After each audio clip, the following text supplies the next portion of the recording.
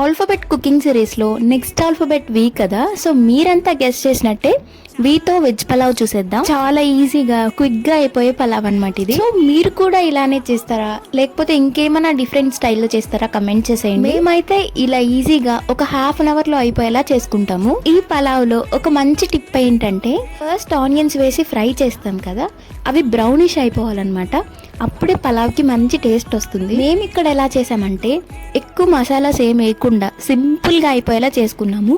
అంటే కారము ధనియాల పొడి కూడా వేయలేదన్నమాట. ఇక్కడ ఏంటంటే ఈ వాటర్ వేసాక లెమన్ కూడా వేయాలి, ఆ క్లిప్ అయితే మిస్ అయిపోయింది. వెజ్ పలావ్లో బీట్రూట్ వేసుకోవాలనుకుంటే సెపరేట్గా బాయిల్ చేసుకోవాలి, లాస్ట్లో వేసుకోవాలన్నమాట.